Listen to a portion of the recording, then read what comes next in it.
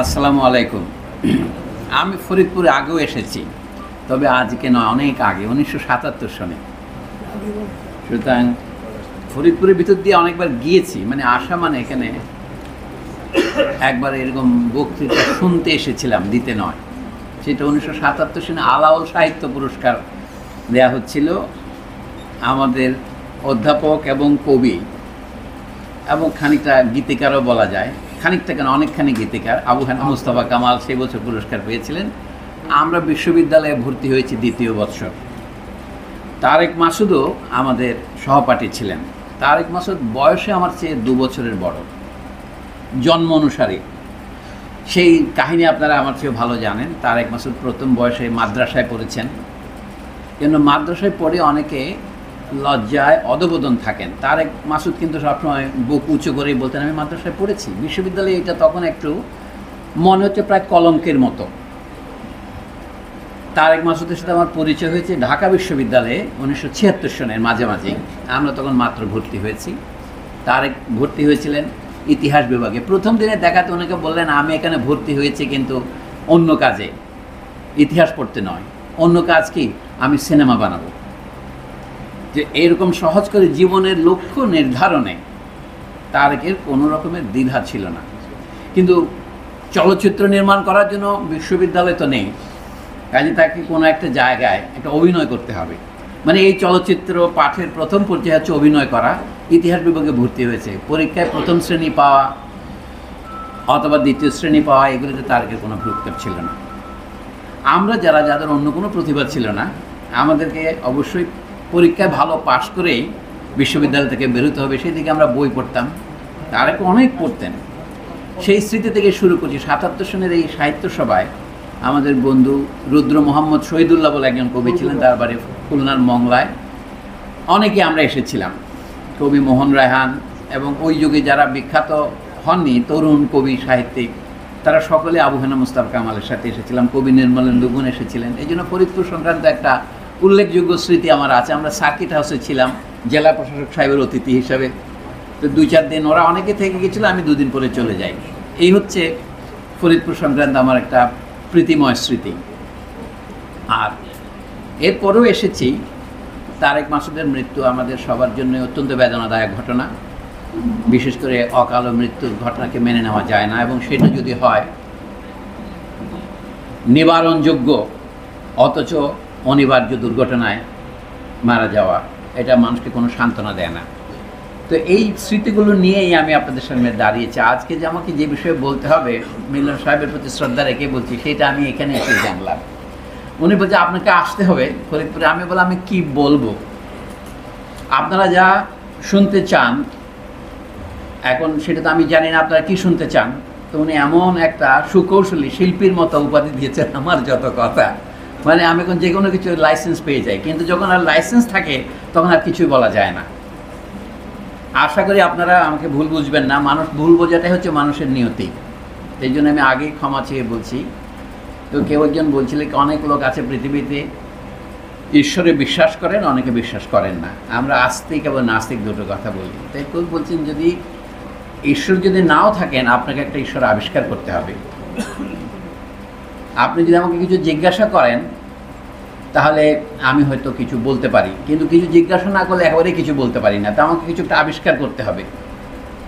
তা আমরা তারেক মাসুদ দিয়ে শুরু করি, তারপরে অন্যান্য কথা যেতে হবে। আপনারা লক্ষ্য করেন, তারেক মাসুদ মাদ্রাসায় পড়েছিলেন এবং তারপরে তিনি চলচ্চিত্র নির্মাণ করা শুরু করলেন বিশ্ববিদ্যালয়ের ছাত্র থাকার সময়। সেখানে মাঝখানে 2টি ঘটনা আছে। ঘটনাটা হচ্ছে শেখ মোহাম্মদ সুলতান ওরফে লাল মিয়া আমাদের দেশের একজন বড় শিল্পী ছিলেন, যার জন্ম 1923 সনে, মাত্র 7 বছর গেল গত বছর। তিনি জন্মেছিলেন যশোরের নড়াইলের কালিয়াবাদ আর আশপাশে কোথাও। তারপর তার জীবন কাহিনী আপনারা সকলেই জানেন, যে তিনি কলকাতায় পড়াশোনা করেছেন আর্ট কলেজে। তারপরে তিনি ছবি আঁকতেন। এক সময় তিনি কোথায় হারিয়ে গেলেন আমাদের দেশের লোকের চোখে। বাংলাদেশ স্বাধীন হওয়ার পর তিনি পুনরায় আবির্ভূত হলেন 1976 সনে। আমি খুব সংক্ষেপে বলছি। ঢাকায় শিল্পকলা একাডেমির প্রাঙ্গণে তার একটা নতুন চিত্র প্রদর্শনী হবে। সেইখানে তার সাথে পরিচয় হলো আমাদের দেশের আরেকজন অতি প্রথিত যশা এখন লেখক এবং চিন্তাবিদ আহমদ ছফার সাথে। সেটা 1976-77-এর কথা। আহমদ ছফা নিজে চিত্রশিল্পের সমজদার হিসেবে বিখ্যাত ছিলেন না, বা প্রথাবদ্ধ তার কোনো শিক্ষা ছিল না যাকে শিল্প সমালোচক বলা যেতে পারে। তা সত্ত্বেও তিনি এস এম সুলতানের ছবি দেখে, আমিও তার সাথে গিয়েছিলাম, সেটা আরেকটা স্মৃতি আমার। আমি আহমদ ছফার সাথে গেলাম। আমাদের তো গ্রাম অঞ্চল থেকে এসেছি, আপনারা টের পাবেন আমার কথা থেকেই। আমি এসেছি আরও দক্ষিণে, রোহিঙ্গা মুলুক থেকে। আমাকে আমার বন্ধুরা তারেককে যেমন মাদ্রাসার লোক বলে, আমাকে প্রায় রোহিঙ্গা বলে, কারণ চেহারায়, কথার উচ্চারণে বোঝা যায় যে এই লোক ঠিক বাঙালি না। বাংলাও আমার জন্য একটা দ্বিতীয় ভাষা। তো মানে বাড়িতে আমরা বাংলা বলতাম না, আমরা যেটা বলতাম সেটাকে বাংলা বলা যায়। যেমন অহমিয়া বা উড়িয়াকে একদা বাংলা বলা হতো, এখন তারা স্বতন্ত্র ভাষার মর্যাদা পেয়েছে, সে কথা আমি একটু পরে আসবো। তো তখন লক্ষ্য করলাম আহমদ ছফা সাহেব আমাকে নিয়ে গেলেন এস এম সুলতানের সেই চিত্র প্রদর্শনীতে। 5 বছর আহমদ ছফা তখন চিত্র অঙ্কন বিদ্যা শিক্ষা করেছেন, এটুকু গুরুত্বপূর্ণ বিষয়। তার বান্ধবীদের মধ্যে একজন ছিলেন বিখ্যাত রাজনৈতিক নেতা বিপ্লবী সিরাজ শিকদারের ছোট্ট বোন শামীম শিকদার। শামীম শিকদার আহমদ ছফার এখনকার লোকের ভাষায় বললে, আপনার অনুমতি দিলে বলা যায় গার্লফ্রেন্ড যাকে বলে। তো শামীম শিকদার ভালো চিত্রশিল্পী ছিলেন, ভাস্কর ছিলেন। আহমদ ছফার বইয়ের প্রচ্ছদও তিনি এঁকেছেন, যেমন ওঙ্কারের প্রচ্ছদ এঁকেছেন। তারপরও সেই জন্য নয়, আহমদ ছফা নিজে নিজে আমি দেখেছি চারকোল দিয়ে ছবি আঁকার প্র্যাকটিস করতেছেন। ঢাকা বিশ্ববিদ্যালয়ের আন্তর্জাতিক ছাত্রাবাসের 107 নম্বর রুমে আহমদ ছফা থাকতেন, আমরা সেখানে যেতাম। তারেক মাসুদও যেতেন। 5 বছরের সাধনার পর আহমদ ছফা একটি প্রবন্ধ লিখলেন। সেই প্রবন্ধের নাম ছিল অভিনব উদ্ভাসন। শুধু 2 শব্দে নাম, অভিনব উদ্ভাসন, এস এম সুলতান সম্পর্কে। সেটা একটা সাধারণ পত্রিকা ছাপা হলো, আমরা যেগুলিকে ইংরেজি মেশানো বাংলায় বলি লিটল ম্যাগাজিন। সেই ম্যাগাজিনে ছাপা হওয়ার পর আহমদ ছফার মনে হলো এটাকে আরেকটু ভদ্র নাম দেওয়া দরকার, একই প্রবন্ধ। তখন তিনি নামটা বদলালেন 2-1 মাস পরে। সামাজিক বিজ্ঞান গবেষণা পরিষদ বলে একটা নাম কা ওয়াস্তে, আপনাদের মতো এরকম ভারী সংগঠন নয়। ঢাকা বিশ্ববিদ্যালয়ে অনেক ভুঁইফুট সংগঠন বের হয়, যার থেকে সারা জীবনে একটি বই বের হয়, আর কোনো বই বের হয় না। তারপরে সেটা যেখান থেকে এসেছিলেন সেখানেই ফিরে যান। সেটার নাম ছিল সামাজিক বিজ্ঞান গবেষণা কাউন্সিল। এটা আহমদ ছফার মাথা থেকে বেরিয়েছিল। ঢাকা বিশ্ববিদ্যালয়ের সমাজবিজ্ঞান বিভাগের 2-1 অধ্যাপক সাদউদ্দিন, অন্যান্যদের পৃষ্ঠপোষকতায় সেইখানে এই প্রবন্ধটা ছাপা হয় নতুন নামে। নাম দিয়েছেন বাংলার চিত্র ঐতিহ্য কোলন সুলতানের সাধনা।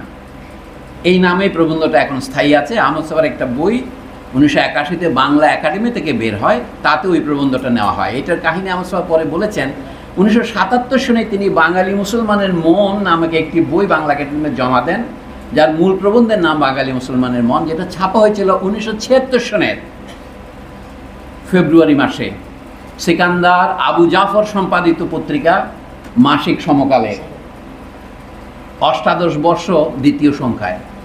আপনি বলছেন আপনি মুখস্থ বলছেন কেন? কারণ ওটা আমি সম্পাদনা করছি, ওইটাকে নতুন করে বের করে, এটার ইংরেজি অনুবাদ এবং তারপরে বাংলা লেখা।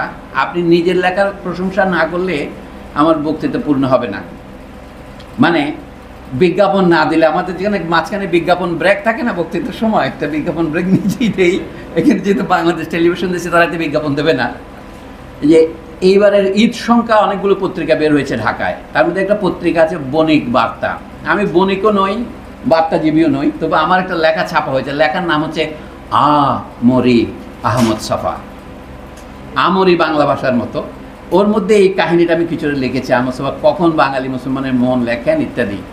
তো যা হোক, সেইটা তিনি 1977-এ জমা দিয়েছেন বাংলা একাডেমির আমি কি বলে কর্মদক্ষতা। কারণ আমাদের উৎপাদনশীলতা বাড়ানো তো শ্রমিক শ্রেণীর কাজ, তাই না?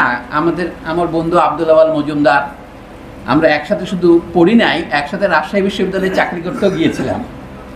উনি জাতীয় সার্ভিসে চলে গেছেন, আমি পড়ে আছি পেছনে, অসুবিধা নাই, আমি তাকে মুরব্বী মানি। তো উনিও জানেন সেগুলো আমাদের কাহিনী। আমরা তো সবাই একই ব্যাচের ছাত্র। ও রাষ্ট্রবিজ্ঞান, আগে যেমন শুনেছেন ওর মুখে, তারেক মাসুদ ইতিহাস। আমাদের আরেক বন্ধু ছিলেন পিয়াস করিম, ওই তো ইতিহাস বিভাগে সোসিওলজিতে পড়তো। আমরা ওই একই, যে আমি ছিলাম আইন বিভাগে, মানে দূরে একটু পাণ্ডব বর্জিত এলাকা আর কি, মনে করেন ওই যে চরের এলাকার মতো আর কি, ভদ্রাসনের লোক আর কি। তা আমরা আসতাম কলা ভবনে, যেটা 1965 সনের দিকে নির্মিত হয়। ঢাকা বিশ্ববিদ্যালয়ে যেটা এখন কলা ভবন, যেটা জগদ্দল পাথরের মতো একটা ভবন, আগে 4 তলা ছিল, আস্তে আস্তে 6 তলা 7 তলা হয়েছে, সেখানে এসে আড্ডা দিতে আসতাম। ওইখানেই তারেকের সাথে আমার পরিচয় হয়। আহমদ সোফার কাছে যখন আমরা যাওয়া আসা করছি সেই সময়, তো আহমদ সোফার বইটা তিনি 77 সনে জমা দিয়েছেন বাংলা একাডেমিতে। 1981 পর্যন্ত ওই বই বের হয়নি, গৃহীত হয়েছে বের হওয়ার জন্য। আমি আপনাদের একটা আমাদের দেশের প্রকাশনা শিল্প এবং সরকারি দপ্তরের সম্পর্কের কথা বলছি। নানা রকম প্রক্রিয়ার ভিতর দিয়ে যেতে হয়। তো আহমদ সোফা বললেন যে রাখো রাখো, আমি আরেকটা লেখা জমা দিচ্ছি, সেটা হচ্ছে এস এম সুলতানের ওই লেখা। কেন আমি তো বললাম, 5 বছর ব্যয় করে তিনি সুলতানের উপর প্রবন্ধটা লিখলেন, পত্রিকা ছাপালেন অভিনব উদ্ভাসন নামে, পত্রিকার নাম ছিল মূলভূমি। তারপরে সামাজিক বিজ্ঞান গবেষণা পরিষদে ছাপা হলো বাংলা চিত্র ঐতিহ্য সুলতানের সাধনা, সেটা তিনি ওই বইতে ঢোকাবেন বাঙালি মুসলমানের মনে। তার শেষ প্রবন্ধকার এটা বের হলো। কথাটা বলছি এই জন্য, এই প্রবন্ধ পাঠ করে তারেক মাসুদ বললেন যে এস এম সুলতান যে মাঝখানে পলাতক ছিলেন, ফেরারি বলাই ভালো, পলাতক ঠিক না, তাকে খুঁজে পাওয়া যাচ্ছিল না। তখন তিনি কাশ্মীরে ছিলেন, পাকিস্তানের পাঞ্জাবে ছিলেন, লাহোরে ছিলেন, সেখানে তার অনেক চিত্র প্রদর্শনী হয়েছে। তারপর তিনি লন্ডনে গিয়েছিলেন, আমেরিকায় গিয়েছিলেন।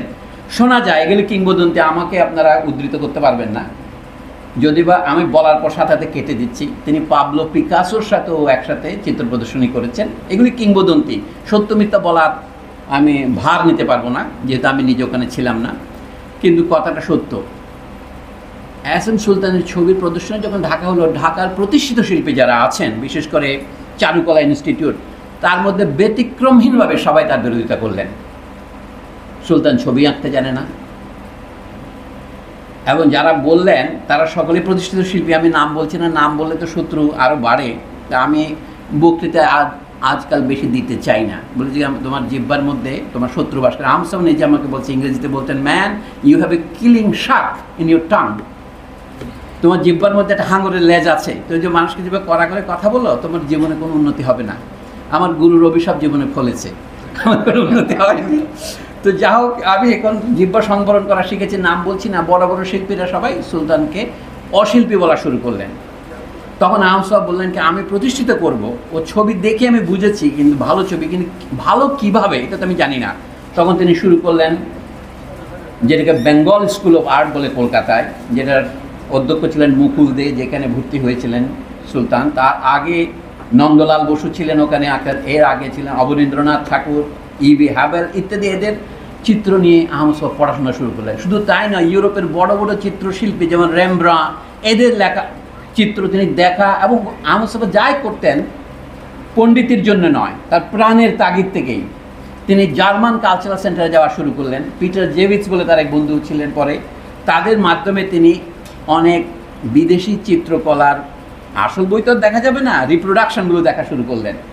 তারপরে এই প্রবন্ধটা লিখলেন অনেক সময় করে। এবং দেখেন যে বাংলা সাহিত্যের দীর্ঘতম বাক্য যে কয়েকটি আছে, তার মধ্যে এটি একটি প্রথম বাক্য।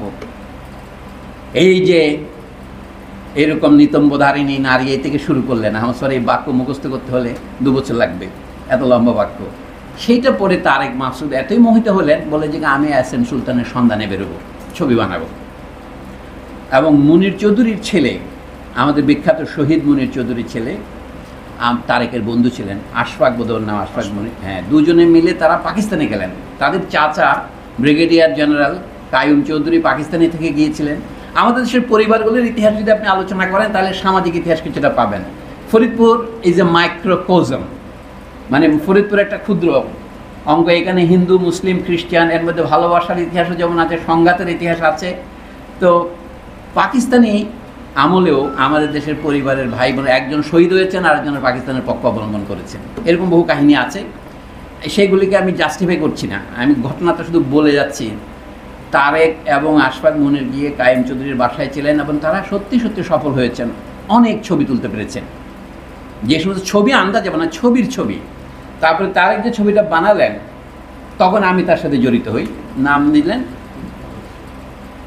মানে যখন বলে একজন বলেছেন নাম দাও কালো পুরুষ, ওই যে আকাশের নক্ষত্র ধরে। তারেকের যে মাদ্রাসা শিক্ষার ঐতিহ্য আছে, সেটা একটু করে ফুটে উঠল। বলেন আর নাম দেব আদম, সুরত, নামগুলোর। আমি ওটা সমর্থন করলাম, আমি এটা প্রস্তাব করিনি, আমি এটাই ঠিক আছে। তারেকের উপর তখন আহমদ সোফার প্রভাব, অথবা আমাদের দেশীয় বাংলা ভাষায় বলে আসর, ভালোভাবে আসর হয়েছে। তো এই হচ্ছে তারেক এবং আহমদ ছফাকে জড়িয়ে এস এম সুলতানকে নিয়ে আসলো। আমাদের দেশে এই তিনজন মহান শিল্পী ঘটনাচক্রে 5 বছরের মধ্যে তাদের মধ্যে একটা সংযোগ স্থাপিত হলো। শেখ মোহাম্মদ সুলতানের ছবি, আহমদ ছফার ব্যাখ্যা, এবং সেইটা দ্বারা উদ্বুদ্ধ হয়ে সুলতানের হারিয়ে যাওয়া এবং অবস্থিত ঢাকায় যিনি বড় বড় ছবি আঁকতেন, তার ছবি আঁকার সাথে আমাদের অন্য শিল্পীদের আঁকার একটা বড় পার্থক্য হলো উনি অনেক বড় বড় ক্যানভাসে ছবি আঁকা শুরু করলেন। এমনকি আমাদের অতি বিখ্যাত জয়নুল আবেদিনের ছবির যে আকার, তার চেয়েও বড় বড় আকারে আঁকা শুরু করলেন। কিন্তু আকার দিলে ছবি ভালো হবে এই কথা নয়, উনি ছবির যে বিষয়বস্তু করলেন সে হচ্ছে আমাদের এই ফরিদপুরের গ্রাম বা পদ্মার চরে গেলে সেই ছবির যাকে বলা হয় প্রোটোটাইপ, মডেল পাওয়া যাবে। চর দখলের লড়াই, প্রথম রোপণ, বৃক্ষরোপণ, এইগুলো হচ্ছে তার বিষয়। এবং মানুষের বাহুকে যে বডি এক্সাজারেট করা। এখন শিল্প হচ্ছে শুধু অভিজ্ঞতা নয়, আমি কেন শিল্প তত্ত্ব বলছি না, ইসলামী বা অন ইসলামিক।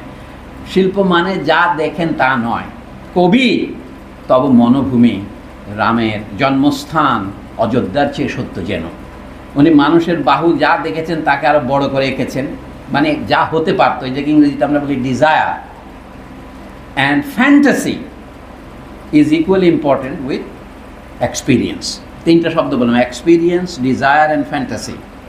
মানুষের অভিজ্ঞতা, মানুষের বাসনা এবং মানুষের উৎকল্পনা, এইগুলো শিল্পীর মেজাজে ধরেছে। এস এম সুলতানের সাথে আমিও আলাপ করেছি। আপনাদের আরেকজনের কথা বলতে হয়, নাসির আলী মামুন, তার বাড়িও এখানে, উনিও অনেক ছবি তুলে এগুলি তুলেছেন।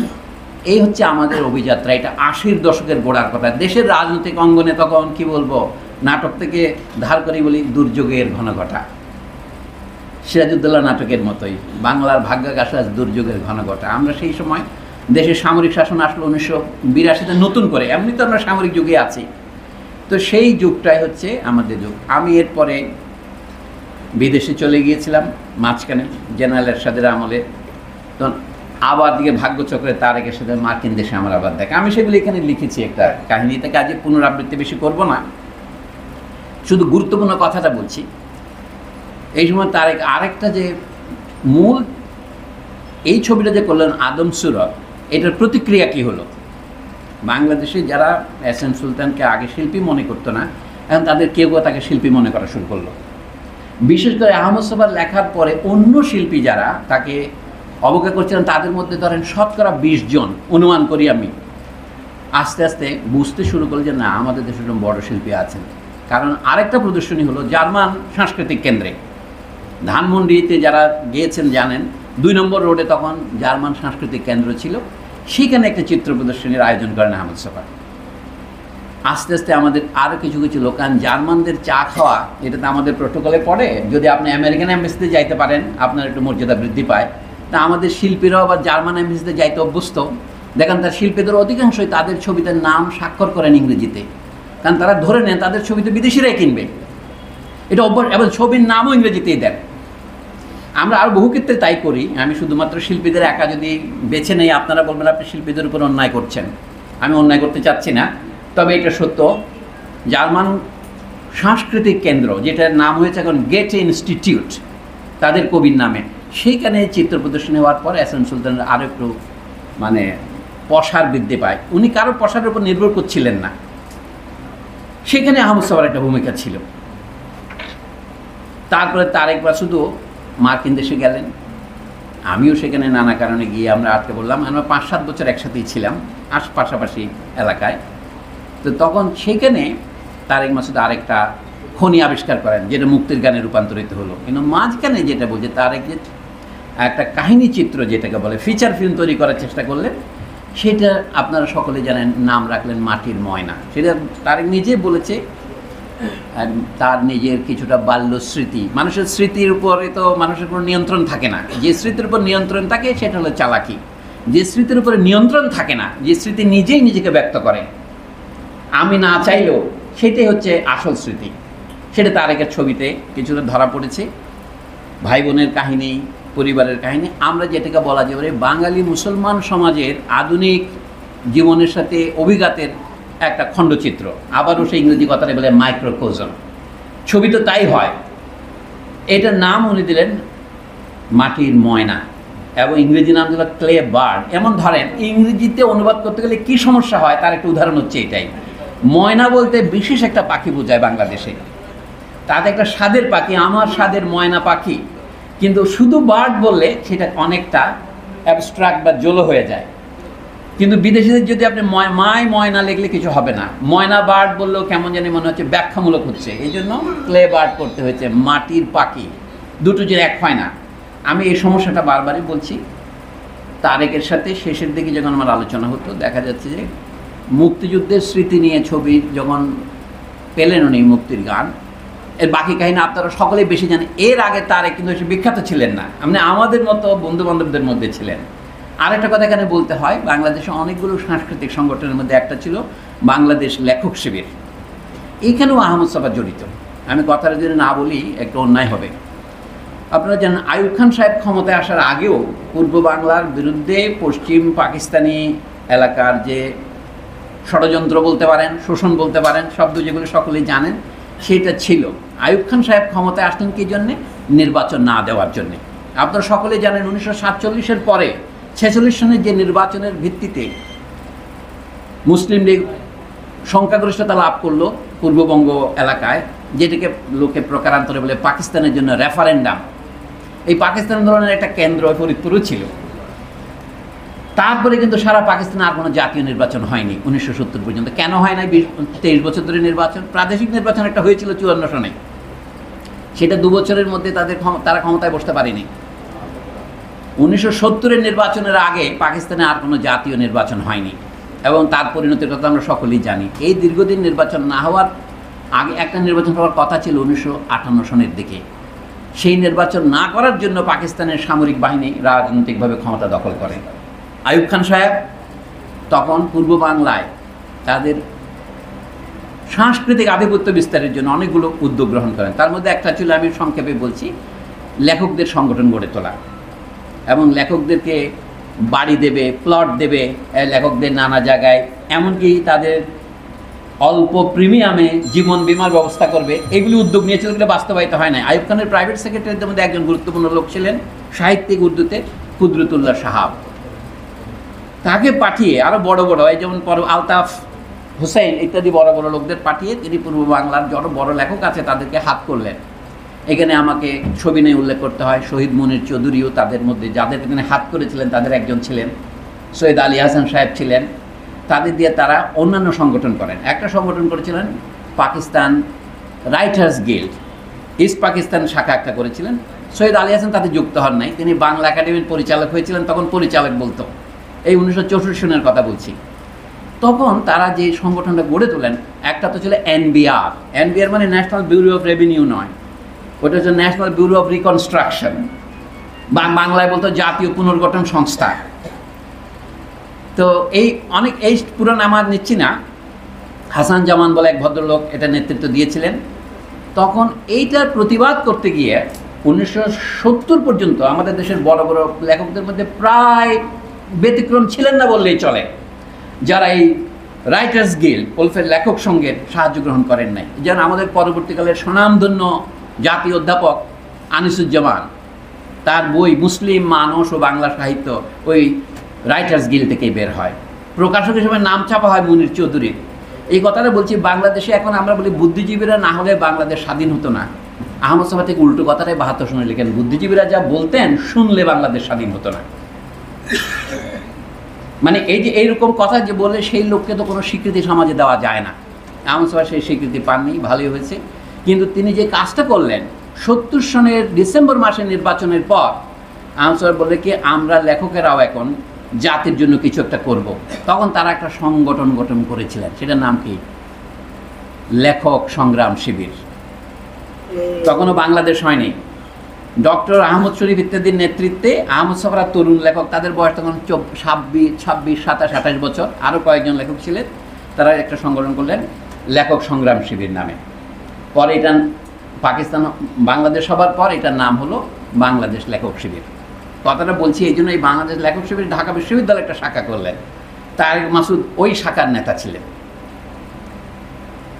আমি কিন্তু এটার মধ্যে সদস্য হইনি। এর কারণ কি? 1972 সনেই এই সংগঠন হওয়ার পর আহমদ সাফাকে ডক্টর আহমদ শরীফরা একযোগে ওই সংগঠন থেকে বের করে দেয়। আমাদের দেশে যেটা হয় দলাদলি তো হয় না, এখানে কোন্দল হয়। তো যা হোক, এই হচ্ছে আমার পূর্ব বলার কথা, স্মৃতি কথা হিসেবে আপাতত দেখুই বললাম। এখন আসল কথায় আসি। তার আগের এই যে মাটির ময়না ছবিটা বানালেন, এটাই লোকে অন্যান্য সম্মুখে যায় বলে এটাই আমি তার শ্রেষ্ঠ ছবি মনে করি। তারা নিজেও বলতেন এটার মধ্যে কিছুটা সত্যজিৎ রায়ের পথের পাঁচালীর কিছুটা আদল আছে। ওইখানে যেমন অপু চরিত্র, এখানে তিনি আনু চরিত্র করেছেন। ইংরেজরা আবার পড়াশোনা অনুও পড়তে পারে, এ নিয়ে দিয়ে লিখলে যা হয়। তো এর কারণটা কি?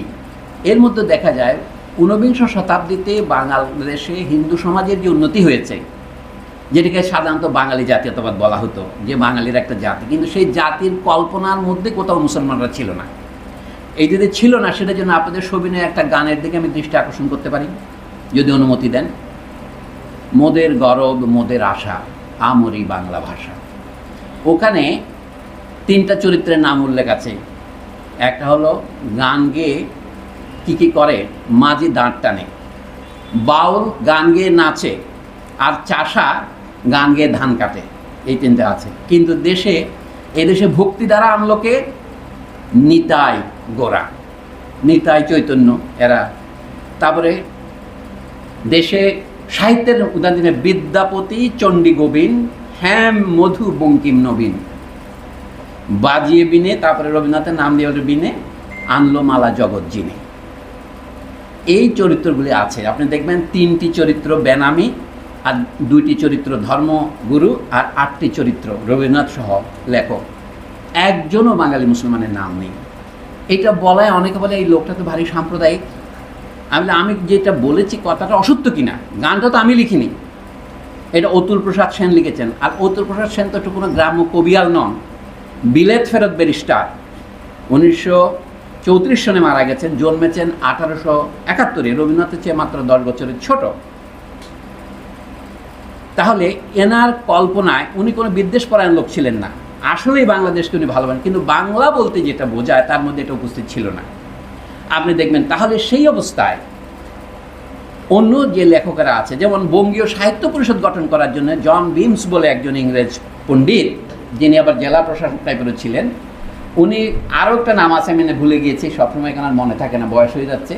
উনি 1872 সনে কলকাতায় বুদ্ধিজীবী সমাজের এক সভায়, হয়তো এশিয়াটিক সোসাইটির সভায় বললেন, আপনাদের একটা ফ্রেঞ্চ একাডেমির আদলে বাংলার বিদ্বৎ সমাজের একটা একাডেমি দরকার। ইংরেজিতে উনি বললেন বেঙ্গল একাডেমি অফ লিটারেচার, এমন হওয়া উচিত। তার থেকে 21 বছর পরে 1893 ইংরেজিতে, মানে বাংলা হিসেবে বললে ভালো হয় 1300 বাংলায়, এখন 1400 কত 31 না, তো সেই অবস্থায় একটু পানি খেয়ে নেই।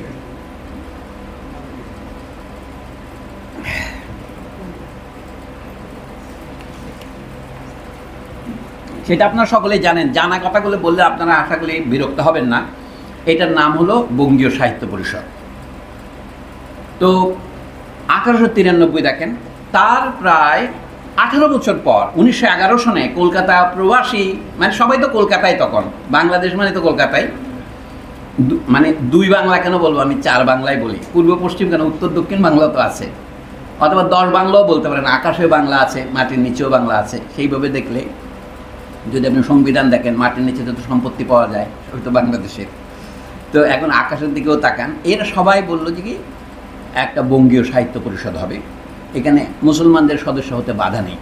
চট্টগ্রামের আব্দুল করিম, যাকে নদিয়ার এক সংগঠন উপাধি দিয়েছিল সাহিত্য বিশারদ, আর একটা উপাধি তার ছিল সাহিত্য সাগর। তার 1935 সনে প্রকাশিত বইতে লেখকের নাম আমি খুব মজার সাথে লক্ষ্য করলাম, লিখছে সাহিত্য সাগর আব্দুল করিম সাহিত্য বিশারদ।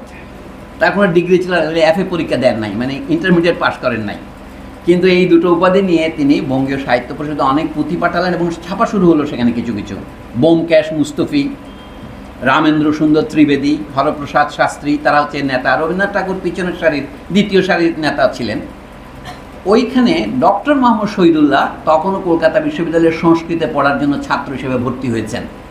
তিনি আরও একটু পড়েছেন, কিন্তু আমি বলছি 1911 সনের কথা। আপনারা জানেন বিখ্যাত একটা মামলা হয়েছিল, শহীদুল্লাহ সাহেব সংস্কৃত বিভাগে ভর্তি হয়েছেন, কিন্তু ওখানের বেদজ্ঞ ব্রাহ্মণ মুসলমানকে সংস্কৃত পড়াবেন না, মামলা হলো। তখন আশুতোষ মুখার্জি একটা সমাধান করলেন, ঠিক আছে উনি সংস্কৃত বইয়ে পড়বেন না, তার জন্য একটা তুলনামূলক ভাষাতত্ত্ব বিভাগ করা হবে। ওইটা নিয়ে শহীদুল্লাহ সাহেব পড়লেন। সেই সময় শহীদুল্লাহ ওইখানে যেতেন, আর দু একজন মাত্র মুসলমান লেখক ছিল।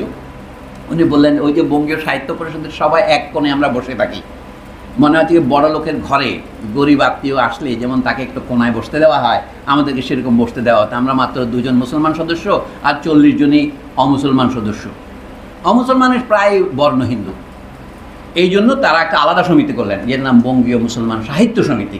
নামটা দেখেন, বঙ্গীয় মুসলমান সাহিত্য সমিতি। সমিতির 3টা বিশেষণ দেখেন, একটা হচ্ছে সাহিত্য। কিসের সমিতি? সাহিত্যের। কার সমিতি? মুসলমানের। কোন মুসলমান? তাকে লড়াই করতে হচ্ছে বঙ্গীয় মুসলমান। আগেও মনে করছে মুসলমান মানে বিহারি হবে, মুসলমান মানে ইউপি হবে, মুসলমান মানে লক্ষ্ণৌর হবে। বাংলাদেশে আবার মুসলমান আছে নাকি? শ্রদ্ধা রেখে বলি, আপনাদের ফরিদপুরের নবাব আব্দুল লতিফ সম্পর্কে একটা কথা বলতে হয়। তারেক মাসুদের পরে, এটা আমি আমার অজ্ঞতা হিসেবে বলছি, আমার দ্বিতীয় প্রিয় ব্যক্তি হচ্ছেন নবাব আব্দুল লতিফ। কেন পরে মানে আমার জ্ঞানের দিক থেকে বলছি, পরে জানছি আর কি, যে ওনার সম্পর্কে একটা অপপ্রচার চালু আছে। আমি একটা উদাহরণ দিচ্ছি আপনাদের তরুণ গবেষকদের জন্য। সেটা হচ্ছে, সবাইকে আব্দুল লতিফ বলছেন বাঙালি মুসলমানের মাতৃভাষা উর্দু। আমি তাদের জিজ্ঞাসা করি, কোথায় বলেছেন উনি? আপনারা এভিডেন্সটা দেন। আমাদের দেশের বড় বড় পণ্ডিত আহমদ শরীফ, মোর্শেদ শফিউল হাসান, এটা নিশ্চয়ই রেকর্ড হচ্ছে, এই জন্য আমি নাম করে বলতে পারি যে পণ্ডিতি ব্যাপার তো এটা, কোনো ব্যক্তি নিন্দা হচ্ছে না এখানে। এরা আমার শত্রু নয়, আমার নেহায়ত অপোনেন্ট বা প্রতিদ্বন্দ্বী মাত্র। তো তারা সকলে বলছেন উনি বলেছেন মুসলমানের মাতৃভাষা উর্দু। কিন্তু আমি এটা তোমাদের জানার উৎস কি? আমি এখন উৎসটা পেলাম। 1968 সনে নবাব আব্দুল লতিফের লেখার 2টি সংকলন বের হয় ইংরেজিতে। একটা সম্পাদক ছিলেন ডক্টর এনামুল হক, মোহাম্মদ এনামুল হক নয়, এটা হলো জামাই এনামুল হক। জামাই বলি যে আমরা ভালোবেসে, আবু মোহাম্মদ হবিবুল্লাহর মেয়ের জামাই। ইনি ঢাকা জাদুঘরের পরিচালক হিসেবে ছিলেন। তিনি একটা সংকলন করেন, আরেকজন যার নাম এখন কেউ নেওয়া ঠিক মনে করে না, ডক্টর মোহাম্মদ মোহর আলী, ইতিহাসের অধ্যাপক, যিনি 71-এর মুক্তিযুদ্ধে বাংলাদেশের বিরোধিতা করার কারণে দেশ ত্যাগ করে চলে গিয়েছিলেন সৌদি আরবে। সেই ভদ্রলোক 1968 সনে আরেকটা সংকলন বের করেন। এটা পাকিস্তান কোঅপারেটিভ বুক সোসাইটি কোথা থেকে বেরিয়েছিল। 2 বইতে দেখলাম নবাব আব্দুল লতিফের সেই দলিলটা ছাপা নাই। সেই দলিলটা আমি অনেক খুঁজে বের করলাম। আমার এক ব্যুরোক্রেট বন্ধুকে বললাম, আমাদের দেশের সেক্রেটারি থেকে বের করে দিতে পারে না। এটা হচ্ছে 1882 সনে ভারতে প্রথম শিক্ষা কমিশন হয়। এর সভাপতি ছিলেন উইলিয়াম উইলসন হান্টার ওরফে ডব্লিউ হান্টার, যিনি অ্যানালস অফ রুরাল বেঙ্গল লিখেছেন, দি ইন্ডিয়ান মুসলমানস ইত্যাদি বই লিখেছেন। তার আরও বই আছে। ইম্পিরিয়াল গ্যাজেটিয়ার অফ ইন্ডিয়ার সম্পাদক, অনেক খণ্ড বেরিয়েছেন। কিন্তু তিনি যখন শিক্ষা কমিশনের সভাপতি ছিলেন তখন তিনি সাক্ষ্য জোগাড় করেছেন। প্রত্যেক প্রদেশের জন্য আলাদা আলাদা খণ্ড বের হয়েছে, বেঙ্গল, পাঞ্জাব, ইউপি ইত্যাদি। তো বেঙ্গল খণ্ডে সাক্ষ্য নিয়েছেন 21-22 জনের, তার মধ্যে 3 জন মুসলমান।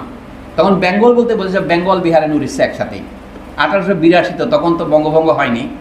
নবাব আব্দুল লতিফের সাক্ষ্য 1 নম্বর। 2 নম্বর তখনকার ব্যারিস্টার সৈয়দ আমির আলী, যিনি পরে জাস্টিস হন। আরেকজন হচ্ছে কি জমিদার একজন আরিফ, না ওনার নামও আমির আলী, উনি ছিলেন বিহারের। তো আমি শুধু নবাব আব্দুল লতিফে আসি। উনি পরিষ্কার করে বলছে বাংলাদেশের মুসলমান, সাধারণ মুসলমানের মাতৃভাষা বাংলা। ওরা শব্দটা হচ্ছে ভার্নাকুলার, মানে নিচু লোকের ভাষা। এটা তো ওনার তৈরি করা শব্দ নয়, ইংরেজির শব্দ। ভার্না শব্দের অর্থ হচ্ছে, আপনারা জানেন তবু বলি, বাংলা যে বর্ণ বলি না, এটাকে ল্যাটিনে ভার্না বলে, বকে ভি দিয়ে লেখে। ভার্না মানে বর্ণকুল, মানে বর্ণের ভাষা, নিচু লোকের ভাষা। আক্ষরিক করতে ল্যাঙ্গুয়েজ অফ দ্য স্লেভস। উনি বলছেন আমাদের প্রাইমারি স্কুলের শিক্ষার বাহন বাংলায় হওয়া উচিত, কিন্তু একটা বিপদ আছে। এটা হচ্ছে নবাব আব্দুল লতিফের বিরুদ্ধে অন্যদের সমালোচনার উৎস। উনি বললেন যে এই যে টেক্সট বইগুলো লেখা হয়, এগুলো হচ্ছে অনেকটা, আমি পরে যে উদাহরণ দিলাম, অতুল প্রশাসনের গানের মতো। ওখানে সমস্ত উদাহরণ, রাম এখানে যায়, শ্যাম এটা করে, গোপাল ওইটা করে, কোনো চরিত্র মুসলমান নাই। তো মুসলমান ছেলেরা এটাকে বিরূপ হয়। তারপর উনি বললেন এখানে যে বাংলা, উনি কথা বললেন কি এই বাংলাতে হিন্দু ইমেজারিতে ভর্তি। ঈশ্বরচন্দ্র বিদ্যাসাগরের বইতেও তাই। বিদ্যাসাগর খুব ভালো লোক, কিন্তু যুক্তক্র শেখাতে গিয়ে উনি যা লিখছেন সব চরিত্র তো একটা তো মুসলমান। তো বাংলাদেশে মনে হবে যেন কোনো মুসলমান নেই। কিন্তু 1872-এর প্রথম আদমশুমারির রিপোর্ট বেরিয়েছে। আমার বন্ধু আব্দুল আওয়াল মজুমদার যেহেতু হাজির আছেন, তাই বলি, এখন আমাদের সরকার করছে কি আদমশুমারি শব্দটা বদলাই দিয়েছে জনশুমারি, যেন আদম শব্দটা লিখলে সাম্প্রদায়িক হয়। অর্থাৎ ভাষা সম্পর্কে যার ঐতিহাসিক যেটা বলা হয় সংবেদনশীলতা, সেটাও নাই। সরকার তো একটা যন্ত্র। অর্থাৎ সরকার যারা চালান, যারা তার অফিসার যারা মন্ত্রী তারাই তো এটা নির্ধারণ করেন, এটা পার্লামেন্টও নির্ধারণ করেন। পার্লামেন্টে যদি বোঝানো হয়, এইটা হচ্ছে সাংস্কৃতিক সমস্যা, যে আদম শব্দটা অত্যন্ত খারাপ শব্দ, আপনি তার দিকে জন লিখতে হবে। আদম সমান ভারতে করছে কি দেখেন, লোকগণনা, সুমারে মানে গণনা। বাংলায় আপনি এই কী করে বাদ দেবেন? এই যে আপনারা বলেন, একটা উদাহরণ দিয়ে বলি, সরাসরি এটা সম্প্রচারিত হচ্ছে। সরাসরি মানে কি? আর সে জানলে তো এটা ব্যবহার করবে না।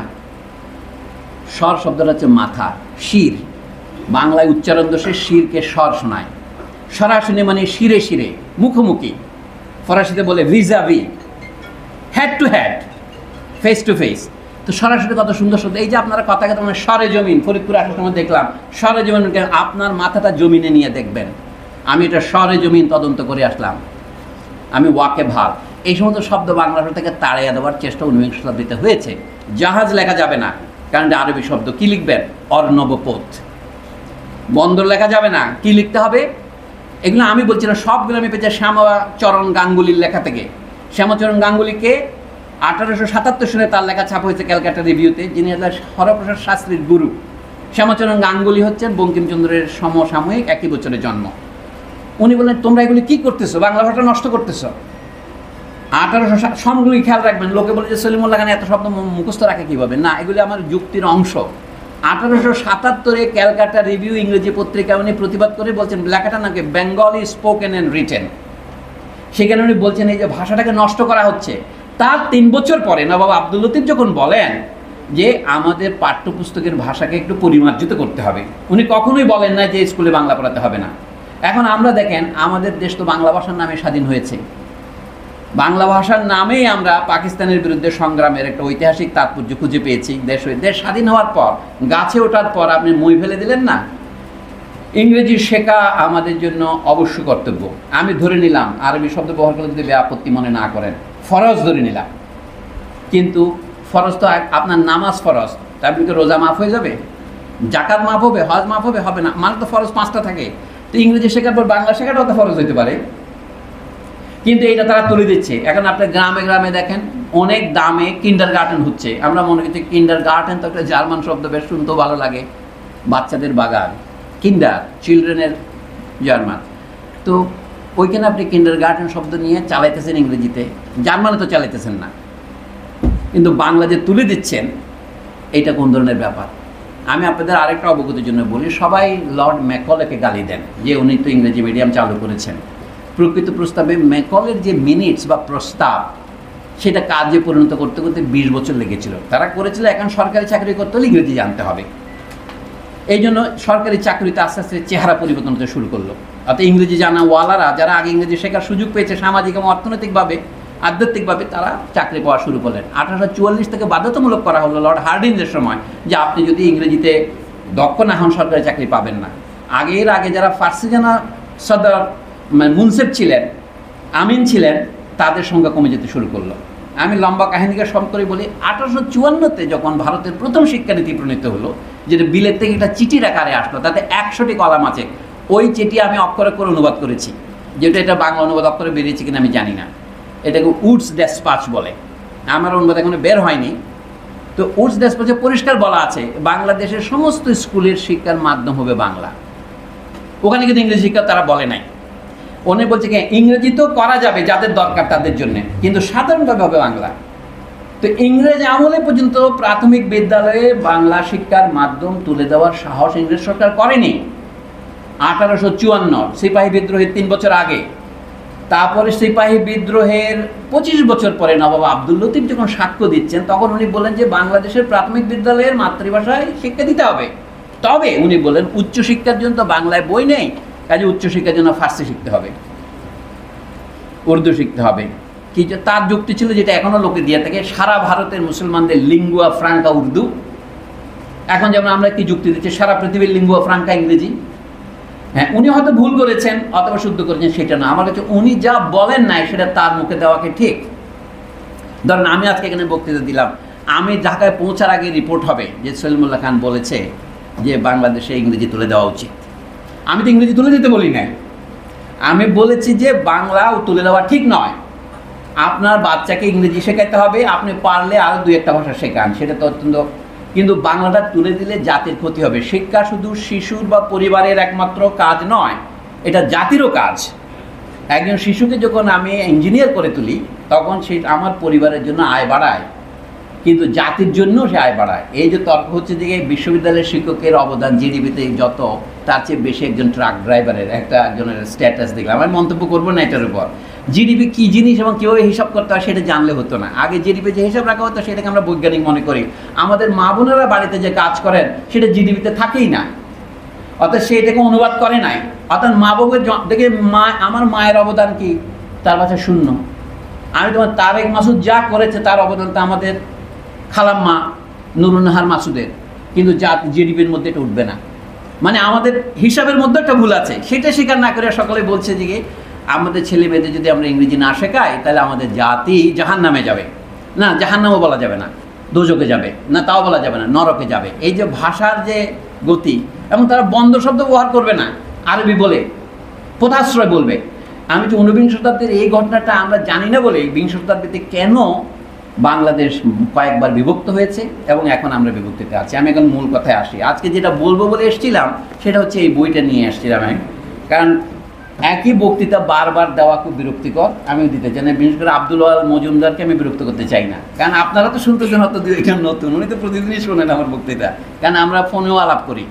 সেটা হচ্ছে গতকালকে একটা বৈঠক হয়েছে ঢাকায়, পান্থপথের একটা প্রতিষ্ঠান আছে দৃক নামে, এই প্রতিষ্ঠানে বিষয়বস্তুর নাম খুব মজার।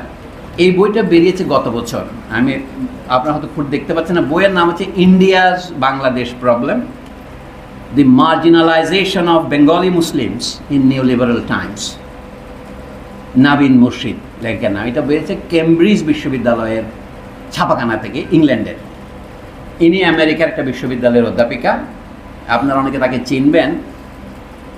রাজশাহী বিশ্ববিদ্যালয়ের এককালীন উপাচার্য ছিলেন খান সারওয়ার মুর্শিদ, ইংরেজি বিভাগের অধ্যাপক, তার নাতি, মানে অল্প বয়সী অধ্যাপিকা কিন্তু খুবই ব্রিলিয়ান্ট। তার বক্তৃতা শুনতে গিয়েছিলাম কালকে আমি এখন কোনো সবাই যেতে পারি না, গেলে লোকে বলে আপনি কিছু বলেন, তার বিপদের বিষয়। আমি যেটা কিন্তু তার বক্তৃতা শুনলাম, বক্তৃতা শোনার পর বইটা এখনও বাজারে আসে না এখানে। আমি একটা পাইরেট করা কপি পেয়েছি।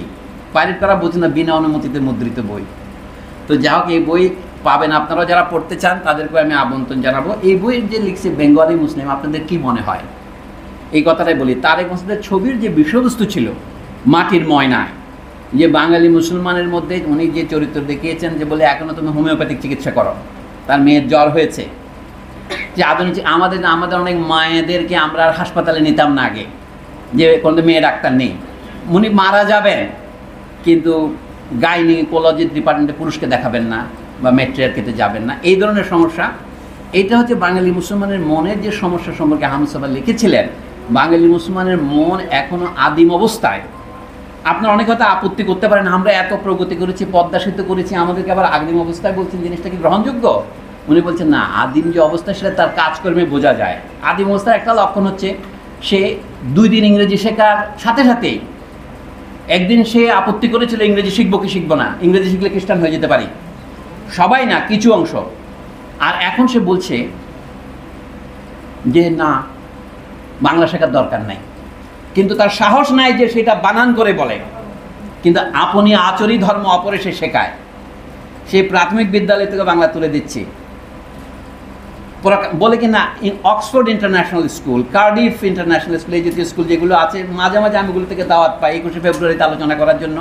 বলে না, আমাদের এখানে তো একটা বাংলা পড়ানো হয়তো কি অপশনাল বিষয়, একটা বাংলা আছে, এ লেভেল ও লেভেল একটা বাংলা পরীক্ষা দেওয়া যায় বিদেশি ভাষা হিসেবে। কারণ ইংল্যান্ডের ছাত্রছাত্রীদেরকে 2টা বিদেশি ভাষা শিখতেই হয় ইংরেজির অতিরিক্ত, ফ্রান্সে 2টা বিদেশি ভাষা শিখতেই হয়, ওরা জার্মান তবে ইংরেজি শিখবে, ইটালিয়ান তবে স্প্যানিশ শিখবে। তো বাংলাদেশে তো সেটা আমরা নিত্যদিনের প্রয়োজনের মতোই ব্যবহার করতে পারতাম, কিন্তু আমরা মিডিয়াম বলতেছি। এই প্রবলেমটা যেখান থেকে আসে, মনের যে গভীরতম প্রদেশ থেকে আসছে, যেটা যে স্মৃতিকে দমন করা যায় না, আমি সেটার কথাই বলছি। ইংরেজিতে এটাকে বলে আনকনশাস। আপনার জ্ঞান থেকে আসে না, এটা আপনার অজ্ঞান থেকে আসে। এইটা থেকেই আহমদ সাহেব বলছেন আদিম অবস্থায়। কি আমি এটা উনি বলেন সেটা কী কারণ? বলে অনেকের ধারণা কি বাঙালি মুসলমানরা মুসলমান হয়েছে ইসলামী বোধ সমস্ত সমস্যার উৎস। আহমদ সাহেব বলেন সেটা মোটেও সত্য নয়। ইসলাম শুধু একটা ধর্ম নয়, ইসলাম একটা সভ্যতার নাম। বর্তমানে বাংলাদেশে ইসলামকে আপনি সভ্যতা হিসেবে প্রশংসা করতে পারবেন না। আপনি যদি ধরেন ইবনে খালদুনের প্রশংসা করেন, আপনি যদি আবু রুশুদের প্রশংসা করেন, যেদিকে ইংরেজিতে রোয়েস বলে, অথবা ইবনে সিনার প্রশংসা করেন, আপনাকে মনে করেন লোকটা জামাত করে নাকি? আপনাকে এটা বুঝতে হবে। আমি যদি হেগেল কিংবা কান্টের প্রশংসা করি, তখন লোকটা খ্রিস্টান কিনা এটা তো বলে না লোকে। এই পরিবর্তনটা লক্ষ্য করার বিষয়। কারণ আরবরা 10 বছর দর্শন চর্চা করেছে, ব্যাপারটা তা নয়। কমপক্ষে 500 বছর ওরা সারা পৃথিবীতেই দর্শনের নেতৃত্ব দিয়েছে। গ্রিক দর্শন আরবি ভাষায় অনুবাদের মাধ্যমে বেশিরভাগ ল্যাটিন এবং অন্যান্য ইউরোপীয় ভাষায় গিয়েছে। কিছু কিছু সরাসরি হয়েছে, আমি অস্বীকার করছি না। আমরা এই যে বলে গেলেও বিচিত্র পথে হয়নি সে সর্বত্রগামী, এই কথাটা মানলে আমাদের সুবিধা হয়। সভ্যতা নানা রকম। ফ্রান্সরা দেখবেন একটা শব্দ ব্যবহার করে, সিভিলাইজেশন, বহুবচন ব্যবহার। আমেরিকানরা দেখেন ওয়ার্ল্ড সিভিলাইজেশনস বলতে কিছুদিন আগেও। মার্কিন দেশে আমি কিছুদিন চাকরি করেছিলাম বিশ্ববিদ্যালয়ের শিক্ষক হিসেবে, জুনিয়র শিক্ষক হিসেবে। আমাকে কোর্স পড়াইতে হতো, নাম ছিল ওয়ার্ল্ড সিভিলাইজেশনস। পরে দেখি যে নাম হচ্ছে ওয়ার্ল্ড সিভিলাইজেশন, সিঙ্গুলার হয়ে গেছে। বলছে বহু বচন আর এক বচনের পার্থক্য কি? বহু পার্থক্য আছে। সারা পৃথিবীতে একটা সভ্যতা নাকি সারা পৃথিবীতে নানা রকমের সভ্যতা? এখন একটা সমাধানে তারা আসছে, সারা পৃথিবীতে একটাই সভ্যতা। যে আমাদের সত্যেন্দ্রনাথ দত্ত বহু আগে গিয়ে গেছেন, জগৎ জুড়ে এক জাতি আছে, সে জাতির নাম মানুষ জাতি, কিন্তু তার ভাষা তো একরকম নয়। তার তো 5000-7000 ভাষা আছে। আপনি এটা কিভাবে ব্যাখ্যা করবেন? মানুষ নানা রকমের। কাজে আমাদের বাংলা ভাষা হয়তো পৃথিবীর সেরা ভাষা নয়, কিন্তু এটা তো একটা ভাষা। এখন প্রশ্ন হচ্ছে, ইংরেজি আমাদের শিখতে হবে, আমাদের টেকনোলজিতে আকাশে পৌঁছতে হবে, বাংলাকে আমরা রাখবো না দায় বলে ফেলে দেবো? এটা আমাদের একটা মীমাংসায় পৌঁছা দরকার।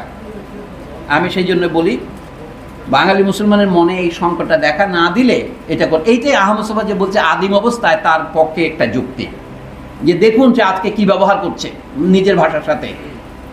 তো এটা যদি এক সময় তার একমাত্র ধারণা ছিল, এখনও লোকে, আমি সেটা বলে যে উর্দুই হচ্ছে বাংলার চেয়ে একটু বেশি আল্লাহর কাছাকাছি ভাষা, ফার্সি আরও একটু কাছে, আরবি হচ্ছে সবচেয়ে কাছে। আমার বক্তব্য যে আরবিতে কোরআন নাজিল হয়েছে, আরবি হচ্ছে নবীজির ভাষা ছিলেন, এই সবগুলো আমি মেনে নিয়েও যদি বলি যে আরবি আল্লাহর ভাষা, সন্দেহ নেই, কিন্তু আল্লাহ কি বাংলাকে নিষিদ্ধ করেছেন? মানে কথা হচ্ছে সব ভাষায় অনেকে। আমি আরও একটা কথা বলতে বলি, রবীন্দ্রনাথ ঠাকুর নিয়ে একটা কুতর্ক আছে আমাদের দেশে, যে তিনি ঢাকা বিশ্ববিদ্যালয়ের বিরোধিতা করেছিলেন। এখন কেউ কোনো প্রমাণ দেখাতে পারে না রবীন্দ্রনাথ কোথায় বিরোধিতা করে বক্তব্য দিয়েছেন। কিন্তু রবীন্দ্রনাথের যত বন্ধু আছে, স্যার আশুতোষ মুখোপাধ্যায়, গুরুদাস বন্দ্যোপাধ্যায়, রাসবিহারী ঘোষ, হেন একজন নাই যে ঢাকা বিশ্ববিদ্যালয়ের বিরোধিতা করেন নাই। সেগুলির প্রমাণ আছে। ঢাকা বিশ্ববিদ্যালয়ের 4র্থ ভাইস চ্যান্সেলর রমেশচন্দ্র মজুমদার, আপনাদের একটা ফরিদপুরের লোকের নাম করেন নাই, যদি কিছু মনে না করেন আমি যোগ করে দিলাম। ফরিদপুরে আরো একজন লোক আছে, কাজী আব্দুল উদুদ, পাংশার রাজবাড়ির। আমি বৃহত্তর ফরিদপুরের কথা বলছি, আপনাদের এই ক্ষুদ্র জেলা সংস্করণ নয়। রমেশচন্দ্র মজুমদারের লেখাতে দেখা যায় রবীন্দ্রনাথ বিরোধিতা করেছেন, কিছু বলেন নাই, কিন্তু কলকাতা বিশ্ববিদ্যালয়ের হেন অধ্যাপক ছিলেন না যে বিরোধিতা করেননি। এমনকি ভান্ডারকর বলে এক অধ্যাপক, যিনি মহারাষ্ট্র থেকে যাকে এনেছিলেন, তিনি তো বক্তৃতা দিয়ে বললেন পুরাকালে একদিন, মানে এক সময় একটা তিনি পুরানো বই বের করলেন, তাতে দেখালেন বলা হলো কি পুরনো আদিগঙ্গার তীরে সার্থক নামে এক অসুর দেখা দেবে। তিনি আশ্রম থেকে, ভগবানের আশ্রম মানে কলকাতা থেকে, অধ্যাপক থেকে ধরে নিয়ে গিয়ে ঢাকায় নিয়ে যাবেন। এই জাতীয় বক্তৃতা তিনি স্যার আশুতোষের সামনে দিয়েছেন। রমেশচন্দ্রের বইতে আপনারা পড়ে দেখেন, আশ্চর্য কেউ বই কেউ পড়ে না। আমি তাদেরকে সবিনয় একটা জিজ্ঞাসা করছি, রবীন্দ্রনাথ বাংলার বিরুদ্ধে, ঢাকা বিশ্ববিদ্যালয়ের বিরুদ্ধে কিছু বলেন নাই, মেনে নিচ্ছি, কিন্তু পক্ষে বলেছেন এমন একটা বাক্য একটা চিঠির থেকে উদ্ধার করতে পারবেন? মানে ইতিহাস গবেষণা কীভাবে করতে হয় যদি করেন, তাহলে বুঝুন না রবীন্দ্রনাথ বিরোধিতা করেননি। রবীন্দ্রনাথ বিরোধিতা করেন না যদি প্রমাণ নাও, তাই পক্ষে কোথাও এক লাইন লিখেছেন তার প্রবন্ধে। আপনি বলছেন রবীন্দ্রনাথকে সব বিষয়ে লিখতে হবে কেন? আমিও তাই একমত। কিন্তু কাশী হিন্দু বিশ্ববিদ্যালয় নিয়ে তিনি প্রবন্ধ তো লিখেছেন 1916 সনে। তিনি তো একটা আমাদের শান্তিনিকেতন বলে একটা বিশ্ববিদ্যালয় তিনি তৈরি করেছেন, বিশ্বভারতী। সুতরাং রবীন্দ্রনাথ একেবারেই যে নাবালক শিশু ছিলেন তা তো না, রাজনীতিতে তার একটা ভূমিকা ছিল। তিনি তো বঙ্গভঙ্গের সময় আয়সা মুসলমানের হাতে রাখি বন্ধন পরিয়ে দিয়েছিলেন, কারণ দেশকে ভাগ করা যাবে না। কিন্তু 1947 সনের দেশভাগকে কারা প্রথম অগ্রণী সমর্থক ছিল আপনারা সেটা জানেন। রবীন্দ্রনাথ তখন বিগত প্রাণ। এই কথাগুলো আমি বলছি এই কারণে বাঙালি মুসলমান সমস্যাটা বোঝানোর জন্যে। বাঙালি মুসলমানদের প্রথম বড় বড় ঠকাকরণ শুরু হলো ধরুন 1916 সনের লখনৌ চুক্তি, যেটা বলা হয়। আপনারা সকলে জানেন, আমি জানা কথাটা বলছি। লখনৌ চুক্তির প্রধান যাকে বলা হয় দুতিয়ালিটা করেছেন কে? মোহাম্মদ আলী জিন্নাহ। মোহাম্মদ আলী জিন্নাহ তখন কংগ্রেস করতেন, এর আগে তিনি দাদাভাই নওরোজির প্রাইভেট সেক্রেটারি ছিলেন। দাদাভাই নওরোজি ভারতীয় পার্সি সম্প্রদায়ের নেতা বোম্বাইয়ের, তিনি লন্ডনে ইংল্যান্ডে এমপি হয়েছিলেন। তার প্রাইভেট সেক্রেটারি হিসেবে জিন্নার রাজনৈতিক জীবন শুরু হয়। তারপর জিন্নার রাজনৈতিক গুরু ছিলেন গোপাল কৃষ্ণ গোখেল, মহারাষ্ট্রের নেতা। ইনি একজন বড় বুদ্ধিজীবী ছিলেন, মানে গান্ধীর আগের যুগের নেতা।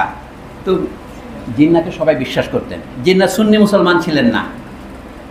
আপনারা জানেন, আপনাদের গোপালগঞ্জে একটা কলেজ ছিল, যেটা এখন বঙ্গবন্ধু কলেজ, এটা কায়েদ আজম কলেজ ছিল।